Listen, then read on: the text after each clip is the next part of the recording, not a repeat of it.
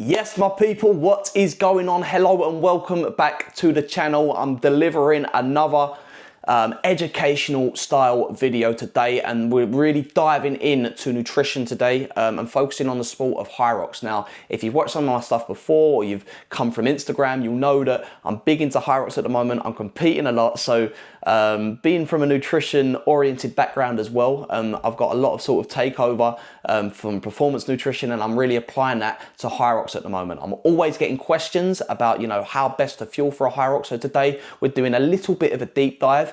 We're going to be looking at, the days leading into the event, the hours leading into the event, during the event, and obviously post event as well, how best to fuel for optimal sort of outcomes. So we'll get straight into it, stuck right into it without any further ado, and start with, what to focus on in sort of the week before. Now, with a Hyrox typically lasting for us, mere mortals who aren't getting sub 60s, around sort of 1 hour to, let's say, 2 to 3 hours, it's not wholly necessary to carb load in the way that a lot of people allude to. Now, I sort of advise in the 2 to 3 days leading up to the event, just slowly starting to increase your carbohydrate intake, but it doesn't have to be anything too conscious.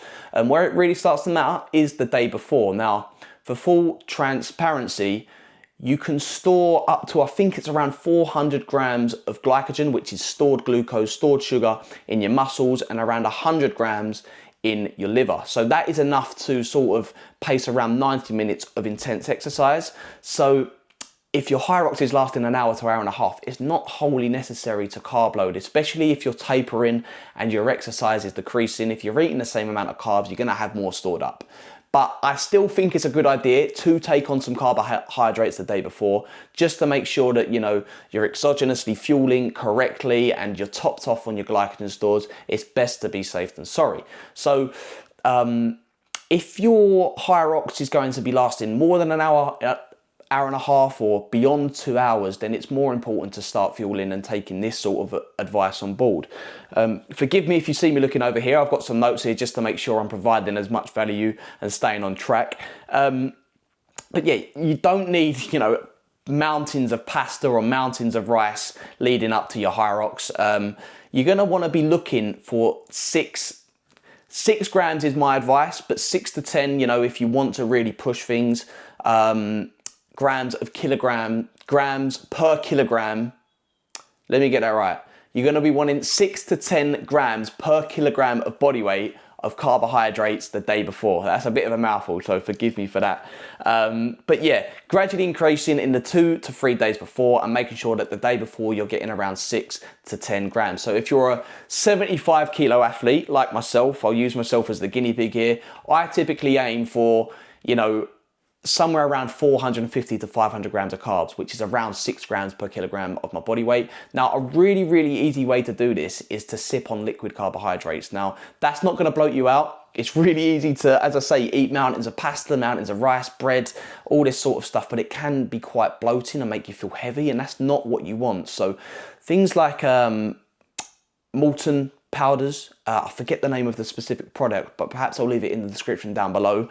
Things like Aquarius, Powerade, fruit juices, whilst not, nutritionally optimal and probably not the healthiest option, they do provide plenty of carbohydrates without providing that bloating feeling. And you can easily get, 100 grams to 200 grams of carbs just through drinking carbohydrate-based fluids. So that's a little tip there. Pastas obviously are, of course, a good go-to, but you don't need to be eating those mountains, as I alluded to. Yeah, bread is another nice and easy one. Honey can be a good one the day before. So what I do advise is just practicing that. So perhaps the day before a big training session, whether you're doing a simulation or, a Hyrox specific workout, practicing that strategy the day before, see what works for you, and just run with that. So now, moving on to the morning or the day of the event. Now, this is where it really starts to matter. So you're going to want to be taking on your first meal of the day around 2 to 4 hours out from race start. So I prefer to leave at least 3 hours. That's me personally, but again, I encourage you to experiment and find what works for you. And now a good little rule of thumb that makes it easy to remember is 2 to 4 hours out, you want 2 to 4 grams per kilogram of body weight of carbohydrates. Again, another mouthful, but that sort of metric makes it really easy to follow. So again, for a 75 kilo athlete like myself, I'm aiming for anywhere around 150 to 250, 225 grams of carbohydrates. Now, for me, my personal go-to, again, experiment yourself and find out. Some people like oats, some people like porridge, but I personally just like a nice slice of white bread because it's low on the glycemic index. So, you know, there's not a lot of fiber in there. So it's easy to digest. It's quick releasing. So some white bread, some honey, and a banana. Banana has plenty of electrolytes, potassium, magnesium. So that's a good little go-to there for electrolytes as well. That's my personal go-to. So I'll have that. That's delivering anywhere between 80 and 100 grams of carbs, depending on how much I have. And then I'll just be sipping on, you know, as I alluded to earlier, an electrolyte or carbohydrate-based drink like a Molten powder, like an Aquarius, Powerade, Lucozade, whatever it is that takes your fancy. I'll just be sipping on that leading into race start. And then about an hour out, I tend to have perhaps another banana and some honey, just as an extra little top up and boost. Half an hour out, I'll take my first carbohydrate gel, but more on that in a moment. And that's the way I make sure I'm getting that 2 to 4 grams per kilogram of body weight, 2 to 4 hours out from the competition start. Now, moving on to, before I continue, I should mention caffeine as well.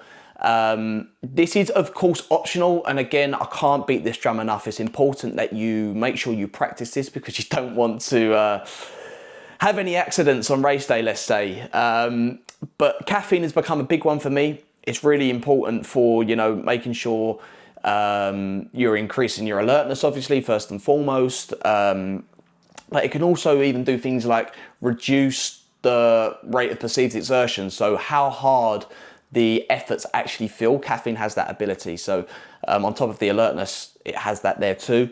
I typically recommend 3 to 6 milligrams per kilogram of body weight.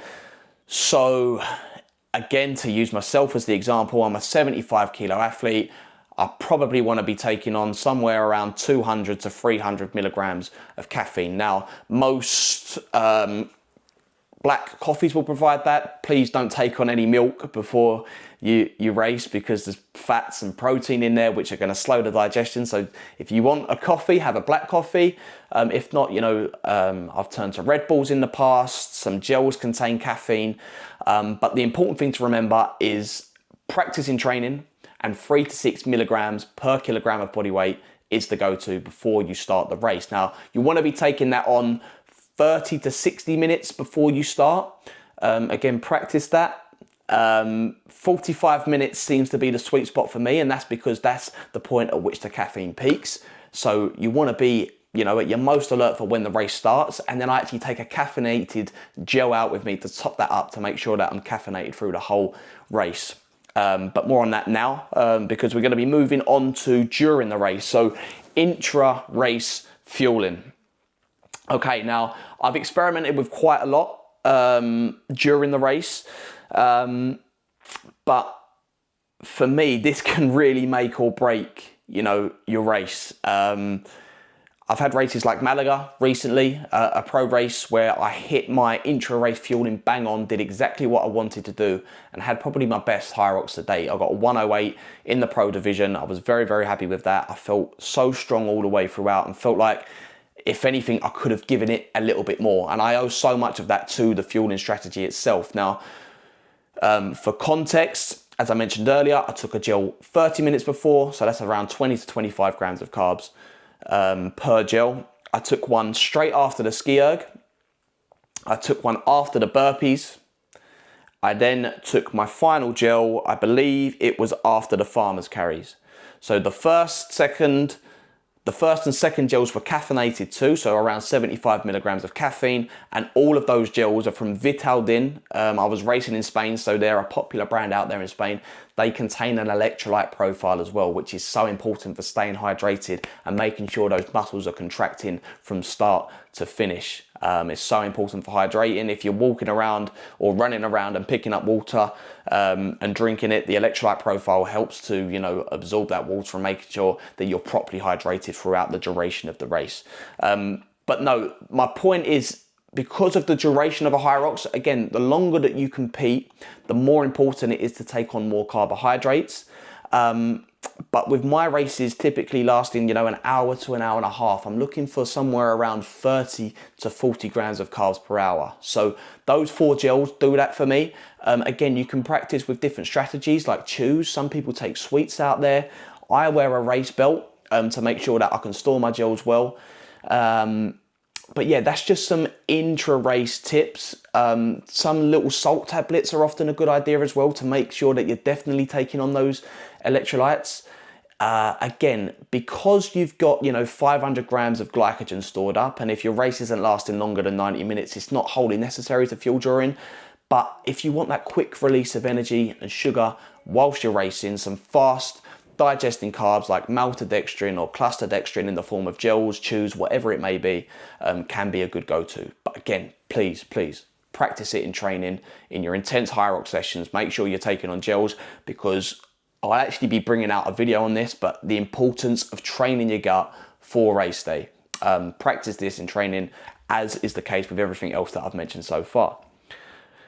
With that mentioned, we'll now move on to the post-race recovery and what to eat after you've finished your race. Now, some people say that there's no need to worry about an eating window after your competition, but for me, it's just important. The sooner you finish, the sooner you can take on some fuel, whether that's, you know, carbohydrates or protein, you're going to be wanting to take it on as quick as possible, because it's just going to kickstart that recovery process from the get-go. Now, try to avoid fats, even if they are healthy fats, you know, things like nuts, avocados. I know it can be tempting, and they're quite satiating, filling foods, and they can be the first thing that we turn to.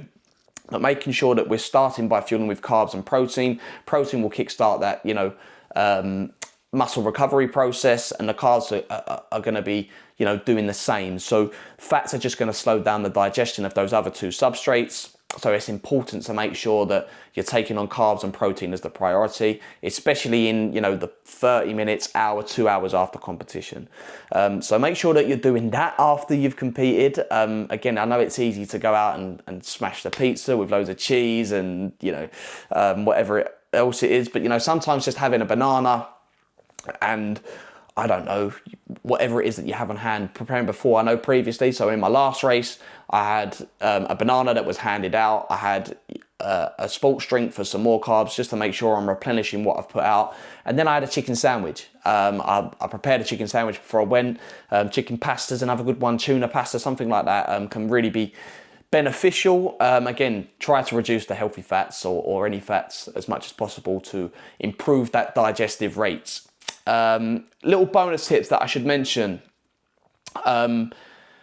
Now, obviously, once you've completed a Hyrox, it's a reason to celebrate. It's a reason to have a few drinks. And it would be wrong of me to, you know, skip over this without mentioning it, because it's easy to, again, go straight to the pub, smash the pizza or whatever it is, have a few beers and have a good time. But you're just putting yourself in a hole. So it's so important to first focus on the recovery, especially, you know, that hour or two post-race.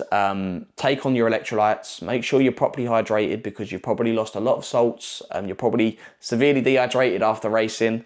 Make sure you're taking on your carbohydrates and your protein, and then, you know, after a couple of hours, if you want to go and enjoy yourself and have a couple of drinks, I don't think there's anything wrong with that. Something that is important to consider, if you are stringing together some races, I would advise against drinking after, just because it is gonna hinder your recovery. But if it's a one-off experience and you're not racing for a little while, by all means, go and have a drink. I'm not that guy to sort of deter you from doing that. I enjoy doing it myself. It is a reason to celebrate. It's a hard thing to do. It's called for celebration. But I just thought, you know, as a bonus little tip, I thought I'd mention that. And one final bonus tip, I've been, you know, mentioning it throughout. It's been pretty pervasive through the whole conversation here, but nothing new on race day, please. from, you know, the days leading into the race all the way to post race nutrition. Please don't try anything new, because it's just going to cost you performance. It's going to cost you recovery afterwards. So make sure you're practicing in training what you plan to execute on race day. But that is, you know, a quick sort of overview of Hyrox race day, days leading into race day nutrition. I wanted to, you know, deliver this video in a slightly longer form, just so people who are asking me questions over on Instagram or in the YouTube comments have somewhere to come to find this sort of information. But please, if there's anything that you feel like I've missed, or anything that sparks your interest or your curiosity and you want to ask questions on it, drop them in the comments down below, or drop me a DM, whatever you prefer, and I'll be sure to get straight back to you and provide a little bit more context, a little bit more detail, because yeah, I'll be sat here talking all day because there is so much nuance around fueling and these sorts of things. So yeah, drop a comment, drop me a DM. I'll be sure to get back to you. But other than that, I thank you all so much for watching. I really do appreciate you getting to this point of the video, if you are indeed still here. Please like, comment and subscribe, because you know I'm going to be bringing so much value and so much content around Hyrox, running, nutrition in coming weeks and months. So be sure to stick around and stay tuned for plenty more to come. If you are interested in, you know, some health, nutrition, fitness coaching, I have a program geared around that. So be sure to click the link in the description down below and go and check that out. It might be something that you know you're interested in. So yeah, be sure to click the link in the description down below. But other than that, again, I thank you all so very much for watching. I hope you all have a blessed day, and I will see you all very soon in a bit.